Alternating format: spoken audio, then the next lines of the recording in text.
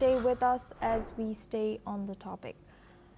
Now we move on to our next news. French President Emmanuel Macron has arrived in the United Kingdom for a 3-day state visit, blending a royal ceremony with hard politics on migration and security. Greeted with full pageantry at Windsor Castle, Macron's visit marks the first by an EU head of state to Britain since the Brexit and signals a stronger push to rebuild UK EU ties.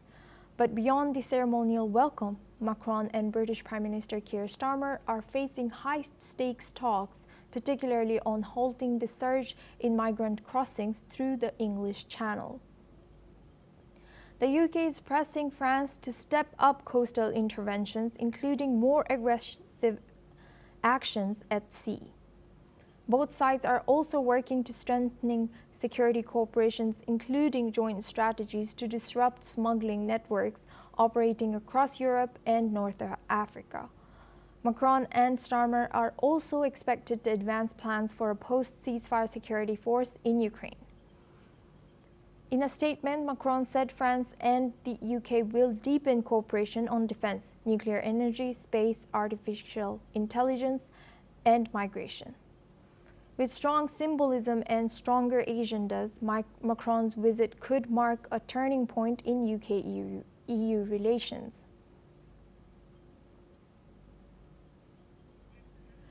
Now we go back with our discussion on this topic with Dr. Satoru Nagao.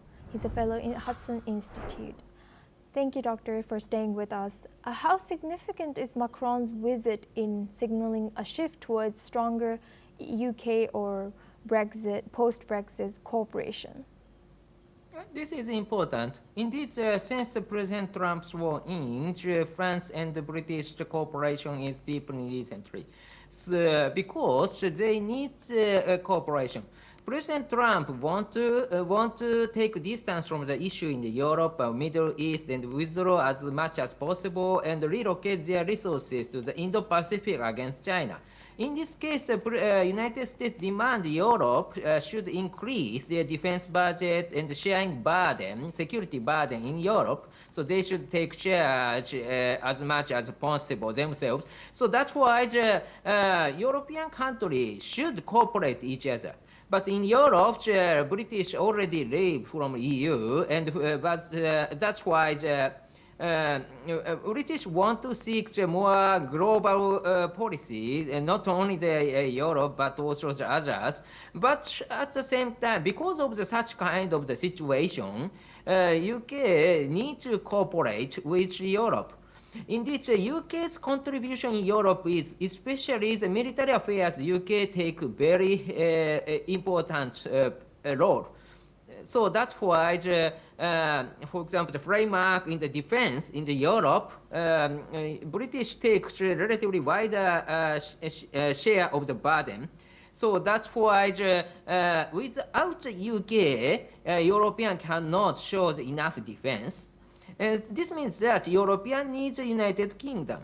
At the same time, the United Kingdom also needs cooperation with Europe. In this case, France is leading country. In case of the battlefield in Ukraine, the recent made in France jet, Mirage 2000, this kind of fighter jet contribute a lot. So France's role is also very important to defend or lead in Europe. So that's why the UK-France cooperation is very important recently.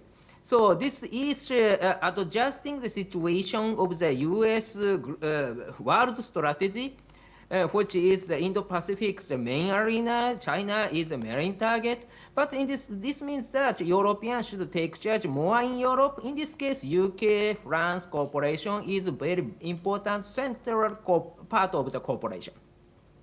So that is what happened and very important. Thank you very much, Dr. Satoru Nagao, for joining us today and sharing your insight as a fellow Hudson Institute all the way from Japan. Now we move on to our next